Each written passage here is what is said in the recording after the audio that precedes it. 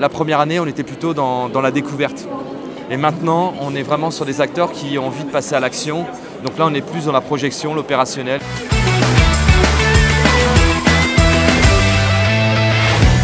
On a laissé planer l'idée de cette souveraineté alimentaire, pas un sujet simple, mais en tout cas, bon nombre se le sont accaparés, même du grand public. Ils ont leur avis, et souvent il est bien tranché. C'est important finalement d'aller vers cette reconnaissance où chacun gagne sa vie raisonnablement. On a trop souvent tourné le dos finalement aux revenus agricoles.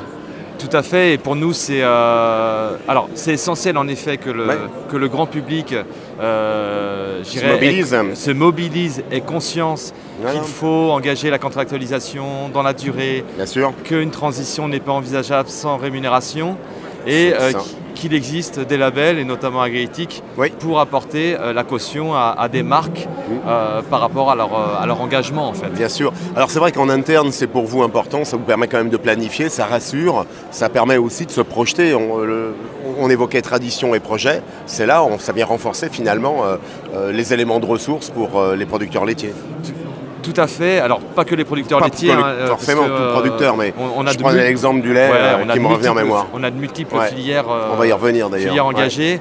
Et en fait, l'intérêt, c'est qu'à partir du moment où on contractualise dans la durée, sur 3 ans, 5 ans, 7 ans, sur un prix qui finalement est défini.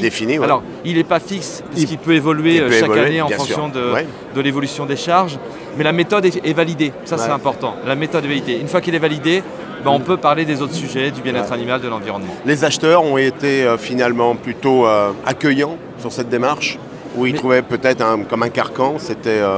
Non. Après, on va dire qu'il y a différents niveaux de maturité par rapport à ce type de modèle. Moi, ce que je constate quand même, c'est que la première année, on était plutôt dans la découverte.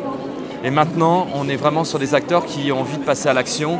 Donc là, on est plus dans la projection, l'opérationnel pour mettre en place c'est bien. Je revenais sur le lait parce que c'est vrai qu'il a été peut-être un des premiers à bouger sur des prix très bas il y a de cela quelques années. Aujourd'hui, en fait, quelles sont les filières qui se sont fédérées derrière Agriéthique ? Alors, on a de multiples filières. On est sur le blé. Alors le blé, c'était la filière historique. Le blé, c'est vraiment le blé qui a démarré. Blé, farine, pain. D'accord. D'ailleurs, avec la boulangerie artisanale. Maintenant, on est développé avec de nombreuses marques dans tous les circuits de distribution. La grande surface, les restaurations collectives, etc. La boulangerie artisanale.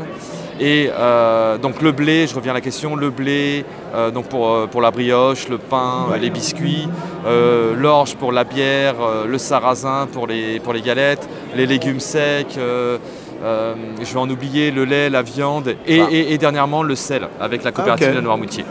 Ok, bien, qui a rejoint les sauniers de Noirmoutier. Exactement, magnifique démarche, la présidente Elisabeth était là Belle reconversion professionnelle d'ailleurs. Oui, tout à fait. Alors justement, Agriéthique, pour nous consommateurs, comment on peut mieux comprendre, mieux, je dirais, valoriser tout ce travail qui est fait en amont ? Alors, il y a deux choses. Déjà, on donne de la visibilité, je dirais, aux valeurs de la marque via la position de notre label en facing de pack sur l'ensemble des produits. Donc ça veut dire que le consommateur, on le repère, on le repère on dans l'identifie, dans les circuits de distribution. En boulangerie, c'est pareil, on a une vitrophanie, une sacherie, etc. Donc ça, c'est à notre main, on prend un produit Agriéthique. Et on constate.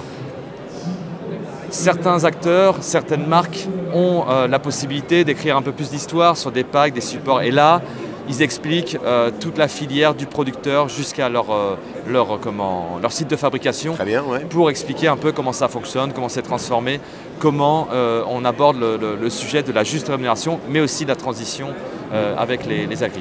Donc voilà, donc ça c'est tout l'aspect, on va dire, pédagogique. Et le deuxième point, c'est essentiel que les consommateurs deviennent aussi des ambassadeurs. C'est mieux. Donc c'est pour ça qu'on communique sur les réseaux sociaux, bien sûr.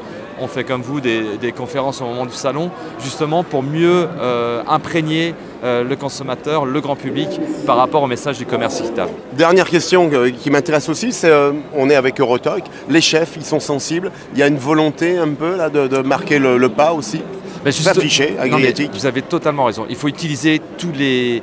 On va dire tous les leviers, les véhicules pour communiquer, pour faire savoir. Ensemble, on est toujours plus fort, paraît-il. Voilà, le collectif est toujours plus fort. Si demain, on peut avoir en effet des ambassadeurs chefs sur le sujet, ça serait génial. Mais c'est vrai que ça demande énormément de travail. On touche les politiques, on touche le grand public, on touche les industriels. Et en effet, un autre levier peut-être les chefs, mais notamment pour toucher les consommateurs dans les collectivités et les restaurations collectives. Ça, c'est essentiel. On voit que c'est au-delà d'un combat, hein, c'est, je dirais, une raison d'être. On est agri-éthique, le logo sonne bien en tout cas. Tout à fait.